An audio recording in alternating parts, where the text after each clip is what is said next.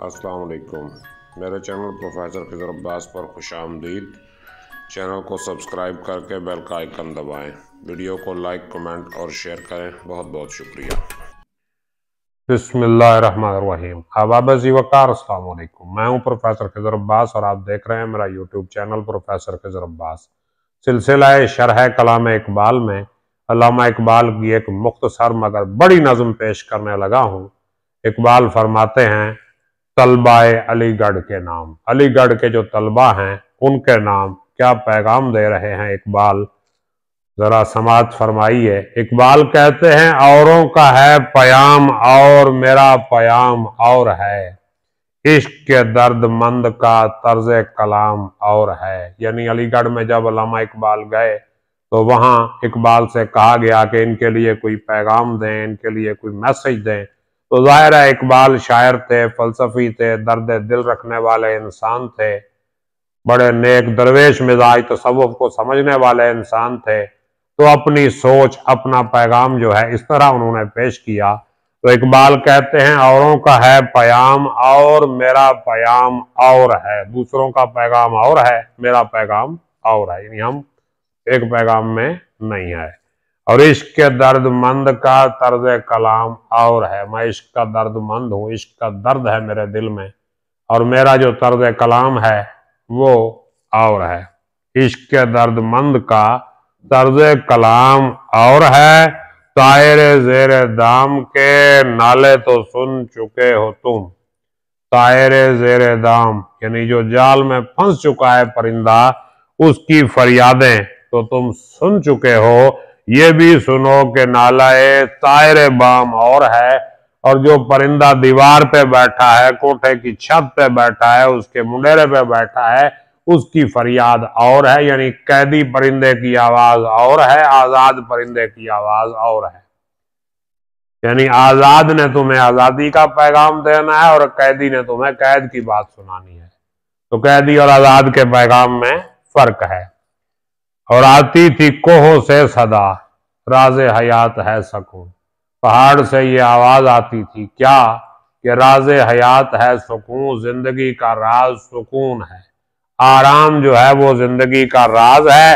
کہتا تھا مور ناتواں لطف خرام اور ہے۔ مور ناتواں کمزور سی چونٹی، چونٹی کیا کہتی تھی؟ چلنے کا مزہ اور ہے۔ پہاڑ کہہ رہا تھا زندگی کا مزہ سکون میں ہے، چونٹی کہہ رہی تھی زندگی کا مزہ حرکت میں نہیں۔ پہاڑ نے حرکت کر کے ہی نہیں دیکھی تو اسے کیا پتہ حرکت کیا ہوتی ہے۔ اور جذب حرم سے ہے فروغ انجمن حجاز کا۔ جذب حرم یعنی حرم کی جو کشش ہے، خانہ کعبہ کی جو کشش ہے، اس سے کیا ہے؟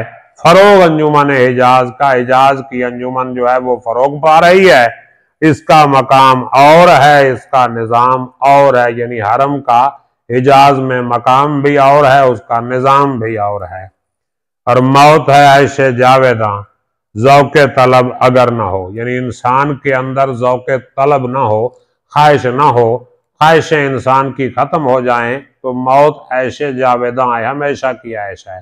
کیوں کہ مرنے سے دو طرح کے لوگ ڈرتے ہیں۔ نمبر ایک جنہوں نے دنیا میں دل لگایا ہے، نمبر دو جن کی آخرت کے لیے تیاری نہیں۔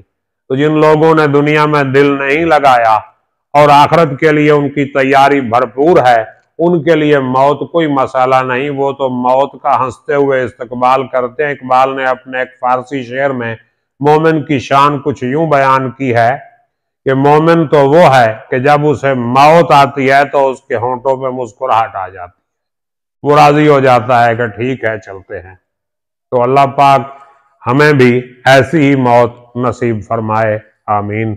تو کہتے ہیں کہ موت کیا ہے؟ حیات جاویداں ہے، عیش جاویداں ہے، ہمیشہ کی عیش ہے۔ اگر ذوق طلب نہ ہو، گردش آدمی ہے اور گردش جام اور ہے۔ آدمی کی گردش اور جام کی گردش میں فرق ہے، کیونکہ موت اختتام زندگی نہیں ہے، زندگی کا آغاز ہے۔ اور شمع سحر یہ کہہ گئی سوز ہے زندگی کا ساز۔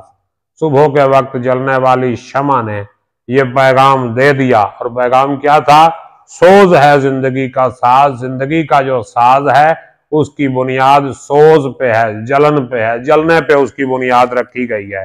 اور غمکدہ نمود میں شرط دوام اور ہے، اور یہ جو نمود ہے، یہ جو پیدائش ہے، نمود و نمائے، یہ نمود ہے یعنی آغاز ہے کسی چیز کا، کسی چیز کی پیدائش ہے، اس میں اس دنیا کا جو غمکدہ ہے اس میں دوام کی شرط اور ہے۔ یہاں کوئی زندگی کے ساتھ دوام نہیں پاتا، اپنے عمل اور اپنے کارناموں کے ساتھ دوام پاتا ہے، جیسا کہ حضرت جعفری نے فرمایا تھا کہ اب تو کچھ اور ہی اعجاز دکھایا جائے، بلکہ یہ حضرت جعفری کا نہیں، احمد ندیم قاسمی کا ہے۔ وہ کہتے ہیں کہ اب تو کچھ اور ہی اعجاز دکھایا جائے، شام کے بعد بھی سورج نہ بجھایا جائے، یعنی شام تو ہو جائے لیکن سورج نہ بجھے۔ تو اس دنیا میں حیات جاویداں کا مطلب ہمیشہ زندہ رہنا نہیں، بلکہ آپ کے نام اور کارناموں کا ہمیشہ کے لیے زندہ رہنا ہے۔ اور بادہ ہے نیم رس ابھی، شوق ہے نارسا ابھی، رہنے دو خم کے سر پہ تم کشتے کلیسا ابھی، بادہ ہے نیم رس ابھی، ابھی جو بادہ ہے شراب وہ نیم رس ہے، پکی نہیں ہوئی، اور شوق ہے نارسا ابھی، اور شوق اپنی منزل پر نہیں پہنچا، رہنے دو خم کے سر پہ تم کشتے کلیسا ابھی، یعنی تم اپنے خم مٹکے کے سر پہ کلیسا کی اینٹ رکھی رہنے دو۔ مطلب یہ کہ مسلمان ابھی تک ترقی کی اس منزل پر نہیں پہنچے جس پر اہل یورپ پہنچ چکے ہیں، تو ابھی اہل یورپ سے تم رہنمائی حاصل کرتے رہو سائنس اور ٹیکنالوجی کے حوالے سے، اور جب تمہاری رہنمائی پوری ہو جائے تو پھر اپنی شراب اور اپنی دنیا اور اپنا ماحول جو پیدا کر لینا۔ اور یہاں شراب سے مراد پینے والی شراب نہیں، معرفت اور حقیقت کی شراب ہے، علم کی شراب ہے۔ تو امید ہے آپ کو یہ سمجھ آئی ہوگی، اگر کسی بات کی سمجھ نہیں آئی تو کمنٹ کر کے پوچھئے۔ اپنا خیال رکھیے گا، اللہ حافظ۔